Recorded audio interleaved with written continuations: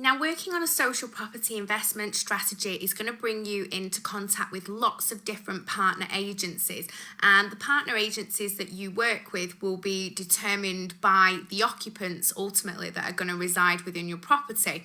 Now, hopefully you will have started to make connections with your partner agencies quite early on in proceedings. Certainly one of the earliest partners you should be making contact with right at your planning stage is with the local authority. And local authority is, as we've already talked about, each one works differently. So what's required by one local authority may be totally different than what's required by another local authority. So you want to be speaking with them quite early on in proceedings, and working with the councils is always challenging because I found when I came from the public sector to the private sector, I was really surprised how fast-paced and efficient and business-like everything was. And I've been used to things working at a slightly slower pace and more methodical pace, and jumping through quite a lot more hoops whenever I did anything when I worked in the public sector. And that can be quite frustrating when you're used to working within the private sector and it seems that everything works very differently in the public sector, and it can slow you down, and it can be challenging to chase after things and to try and track down certain people, and you can never speak to the same person again and again. You're always speaking to somebody different, and it can be really, really challenging. So I utilise some of my knowledge from my old job, and that really helps me as I work in my new role within the social property investment marketplace. So I wanted to share with you some of the tips I've got for working with the local authorities, and I'm sure some of these tips can be applied to working with non-profits too, but we'll talk about that afterwards, and we'll add that on separately. For now, I want to focus on local authorities and how you can work in a more effective manner with them. So, one of the first things to do when working with a local authority is to write an introductory email to them, and just to say hello and who you are and what you're doing, and just to kind of make a connection and have that initial correspondence started. So it's good to work with email if you can, and then you've got records of correspondence going back and forward. If you are working within say if you're working in an environment where you're sending a lot of paperwork back and forward, so say if you've got 5 tenants in each property and they're all going to be having housing benefit claims and they've all got 20 pages of evidence per tenant, that's 100 pieces of paper that are going into the council. So one of the things that you can do to make yourself more memorable with the council is to use a logo and use that on all of your paperwork that you send in, and just get that familiar sight. And I know when I was working within the pilot scheme, that was a useful tip for myself to be deploying, because I was sending in vast amounts of paperwork with all these different tenants, and they soon started to become familiar with the staff when they were seeing those files pulled up when I'd call up. So it was good to use a logo. Otherwise, if it had just been my name or the company name on the paperwork, I don't think we would have been recognised. But because we had quite a distinctive logo and branding, that was picked up by council staff, and they could see that, oh, we're not just a one-time landlord, we're actually proactively helping tenants on a regular basis. And so that creates a really good relationship with the housing benefit team. And when you're working with a housing benefit team, it's really, really important to work well with them, because they are akin to God as to whether you're going to be getting paid your rent or not at times. So it's good to have a good relationship with the housing benefit office. And as I say, one thing you can do to build a relationship and to get yourself remembered is to use a distinctive logo and use that across the board on all of your paperwork. So I like to make friends. They say it's not what you know, it's who you know, and that phrase was certainly born within a local authority. And it's really easy to make friends in the council and just be really personable and friendly with everybody you speak to. Make sure you get the name of whoever you speak to every time you speak to someone, because it's quite a complex web when you work in a local authority. There are departments everywhere and everybody's connected to everybody. everybody. So you may have the housing benefit department over here and the homeless and housing department over here, and they may speak to each other, they may not speak to each other. You have no way of knowing who knows who within these web of departments and who is connected to who. So try and make friends with people and be friendly and let them know who you are and what you're doing, and take name of who you're speaking to, so that when you revisit phone calls and you ring back, say 2 weeks later, you can say, oh, well, when I was on the phone to such and such a body last week, this is what we discussed. And if you're dropping names in like that frequently, then the people you're speaking to will be aware of the fact that you are somebody that deals with them quite frequently, somebody that's responsible and is taking their tenants' well-being and their tenants' housing situations quite seriously. So it's good to make friends and to, as I say, always keep records of when you're calling, when you're emailing, who you're speaking to, who's promised what, and you can refer back to them when you speak to the next person, because as we've touched on, it's probably unlikely that you're going to get the same person twice. So if you keep notes as well as them keeping notes, that can really help with things when you're making repeated calls and requests for information. So one of the quite useful things that you can do when you're looking at working with a local authority is to understand how the operational side of things at a local authority work. So I've just touched already on how you could have one department here and one department here, and are they connected and do they speak? And it can be quite confusing as to who's responsible for what and how. So what I suggest to do is try and understand the organisational structure, and you can have a look on council websites and they let you know about the kind of hierarchy and how things work and who's in charge of what department and who works under who. And if you do quite a bit of digging, you can find out this kind of information, and that can make your life easier when you're trying to chase things down. For example, as I say, if you're trying to understand if there's a correlation between the homeless and housing department and the housing benefit department, if you have some kind of understanding of the organisational structure, then that's going to help you fathom out problems quicker and more efficiently. So understanding the organisational structure is important, because a lot of the time it's hard to find people to be accountable for something. So if you know that a certain person or a certain organisation is accountable for dealing with a certain issue, it's going to be easier than if you don't know who's accountable for dealing with that issue. It's also, if you can, when you've got this organisational structure, as you may start off, you may have 3 things on the piece of paper. A year later, after you've been back and forward sorting out your HMO licence and dealing with the homeless team and sorting out the planning department, and you might end up with 35 names on the list of who has got what job title and who does what. And that's going to be really useful if you come into problems further down the line and you might just need somebody to help and point you in the right direction. And I know I called on a lot of favours during the pilot scheme period from people that I'd written a note of that were quite friendly to me on the phone. So as I say, keep a little Bible, almost a little book, a scrapbook of the phone calls you're making, who you're speaking to, what department they're from, and keep a tight check on all that, and that will help you as you navigate forward. Email addresses is a little tip that I wanted to give. Now, this is quite easy. So if you know the name of somebody in a local authority, it's quite easy to guess their email address. And I've put a couple of examples on the screen there.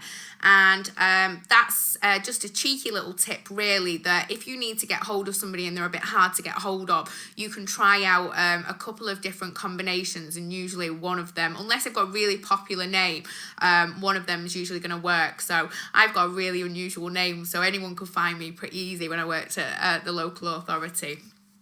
So there's a few tips for working with the local councils, and as I say, some of those could be maybe applied for working with housing associations or with charitable organisations. But really, charities, non-profits, social enterprises, community interest companies, voluntary groups, grassroots groups, whatever you want to call them, the third sector, it really need something different when they're working with. They're working in a different manner. They're not working in all these different departments and hierarchies, and you don't have to jump through all these different hoops.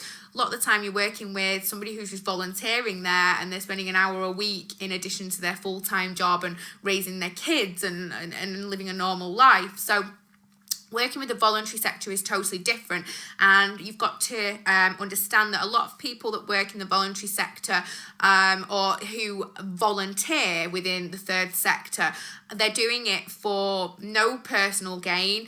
They're doing it out of their hearts, their passion, their love for a cause. They may have certain skills, but they may not have certain skills because they are voluntary staff ultimately, and they're not being paid to do a role in many occasions.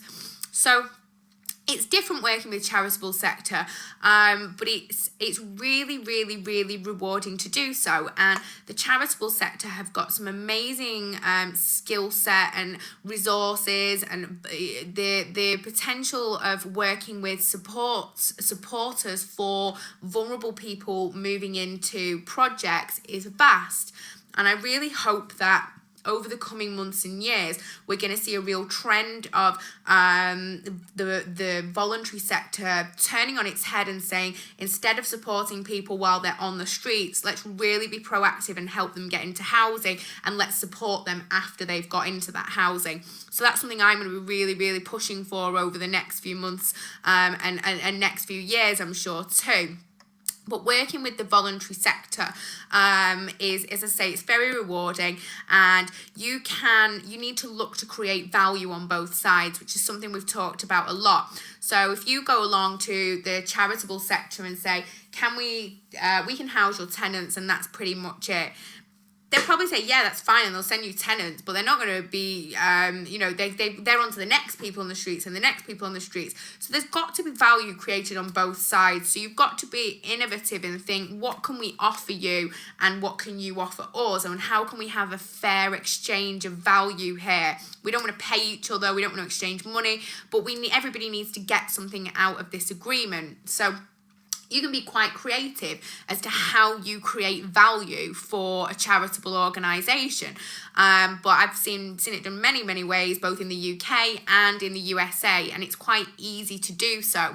So I'll give a couple of examples, such as you may be able to affiliate with a food bank. Now, food banks are obviously linked in with the most vulnerable members of society, the people that are really struggling and are in need of support and are perhaps in bad circumstances. So they may be people that want to come and live within social property investment type projects. So they may be able to link you in with potential occupants, and you may be able to find people who you want to help with housing via those types of establishments. If you were to offer them, I don't know, if you may have your wife works in a school and they say, once a month we're going to do a collection. So every month you take in a collection to this food bank, and after month 3 you mention, oh, did you know I'm a landlord and I'm setting this project up and I'm thinking of housing some vulnerable people.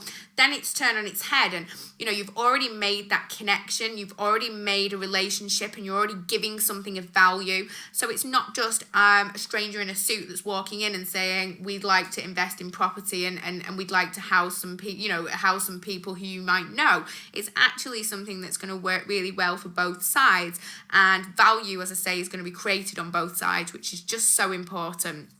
So working with non-profits is all about value creation on both sides, and you have to be selective about the non-profits you work with. You have to be quite assertive when you're working with non-profits. Some non-profits can obviously have tight resources, so they can make promises that they're not always able to keep. So it's important to make sure you go into an agreement and you know everybody's responsibilities, everybody knows what's expected of them, and if you can, get it written up into a support agreement. So everybody sign a simple document saying what part of this arrangement and agreement are they going to take responsibility for. So it might be that the food bank gets involved and they say, we're going to introduce you to this great charity we know that support young homeless people.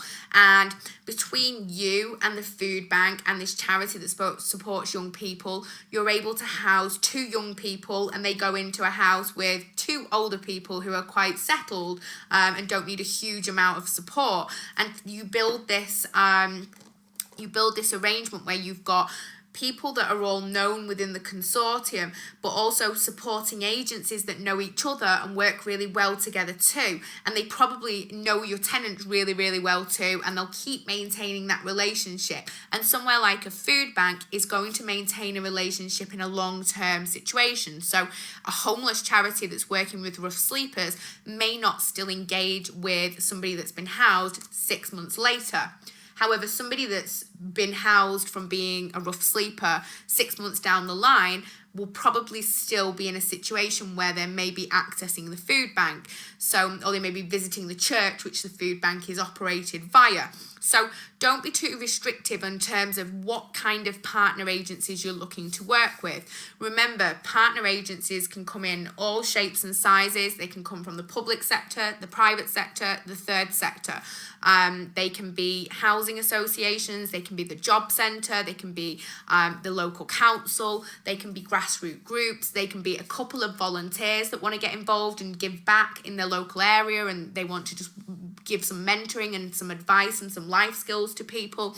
So you, as I said all along, you have the freedom to build your own supporting team and supporting package, and you are probably not qualified to determine what kind of support someone needs. So you will be needing to safeguard these people by connecting with these specialist organisations and asking them for their guidance and their help in moving people forward.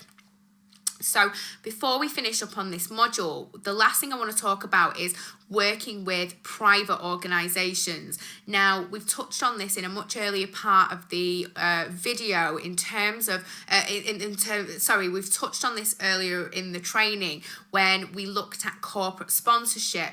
Now, corporate sponsorship can be a great way to obtain the kind of support that you need for your project in quite an innovative way. So if you've gone around to all these different homeless charities and refuges and councils and nobody's really interested and nobody really wants to help, then look to the corporate companies, look to the local businesses who can donate volunteers, who could have a collection, who could organise a fundraiser. Could you do a charity event, an event which will enable you to work with different organisations and raise a pot of money to put on a supporting service for a determined amount of time? So social property investment is all about being really, really creative, and we understand that there are lots of resources that are needed to set up these types of projects. But what I also understand is those resources are out there, and I've proven already that it is entirely possible to be able to get our hands on them and build these very bespoke, futuristic, cost-effective, very high-quality housing units. If you are doing that in a manner where you're looking to maximise the profit and cost-effectiveness, mitigate and minimise the risk, and ultimately make a difference to the lives of everybody that's getting involved within the arrangement. So stay with us for the next part where we're going to summarise.